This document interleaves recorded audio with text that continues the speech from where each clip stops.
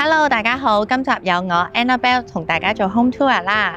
好多香港人咧都中意用日系風格裝修屋企，唔知你哋又知唔知日系風格分好多種嘅呢？好似今日參觀呢個單位咧，業主要求行窄直風，未聽過？唔緊要，我哋一齊入去睇下啦 ，Let's go！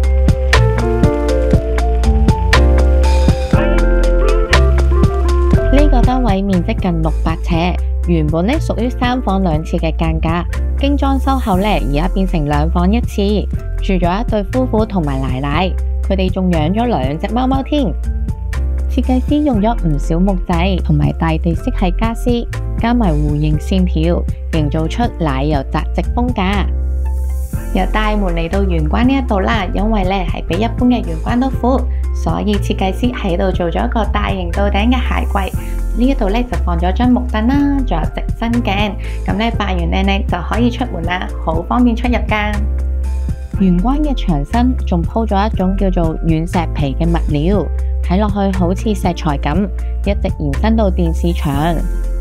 業主係貓奴嚟噶，所以裝修梗係要諗埋佢哋嗰份啦。業主特登訂做2個貓貓爬架同埋3條懸空木板，貫通成個客飯廳同埋玄關，俾貓貓喺上面走嚟走去，亦都成為咗全屋設計嘅一部分。而且成間屋都用咗無主燈設計，咁就唔使驚貓貓撞到整親啦。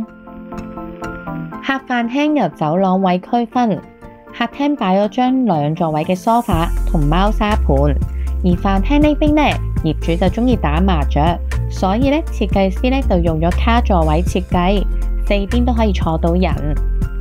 仲有啊，業主咧本身有2個雪櫃噶，所以咧設計師咧就喺飯台隔籬咧整咗一個 coffee corner 啦，可以放到咖啡機啦，亦都有微波爐，亦都有空間可以收納到餐具。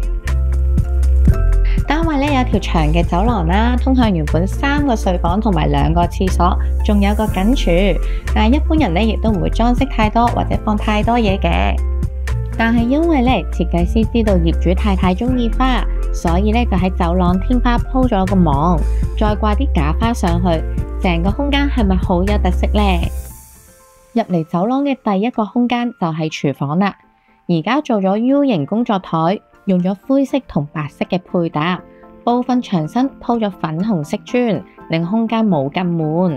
單位原本咧就有2個廁所，其中一個咧就比較偏細，所以咧業主咧就索性將佢打通咗，做一個日式3分離設計。拉開門咧，首先會見到一個連雙洗手盆嘅梳洗空間啦，同埋大型嘅鏡櫃，而左右兩邊咧都各有一個趟門。獨立座廁咧就喺右手邊，唔係黑廁嚟嘅。左手邊呢度咧做咗一個櫃啦，有洗衣機，污糟衫咧就可以放喺呢個窿入面啦。咁洗衫嘅時候咧就好方便啦。再行入去咧就係淋浴位，原本雙洗手間嘅好處就出嚟啦。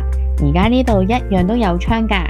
廁所對面咧就係奶奶房，呢度放咗張單人床，床頭櫃連埋一張書台放電腦。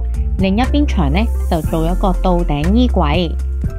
走廊嘅盡頭呢，就係主人房啦，就由2間睡房打通而成，面積呢大概有140尺咁大。呢度呢，主要用唔同嘅深淺木色營造出層次感，一邊呢加高地台放床，做出3邊落床同埋2邊床頭櫃。靠牆呢，就做咗個深木色入牆衣櫃。男業主咧就中意玩 war game， 所以咧喺埲牆嗰度咧就做咗一個木色板，俾佢方便放槍。另一邊做咗張深木色嘅書台，後面咧有書櫃可以擺雜物。今次嘅裝修同設計總共用咗75萬，咁我覺得咧成個裝修都已經好全面啦，亦都好表達到窄直風嗰種簡約感。唔知你哋又覺得點樣呢？歡迎喺下面留言話俾我聽啦！如果想睇更加多嘅靚盤咧，記得 like 我哋嘅 Facebook page 同埋 subscribe 我哋嘅 YouTube channel 啦，咁就唔會錯過我哋最新嘅資訊啦。下集再見啦，拜拜！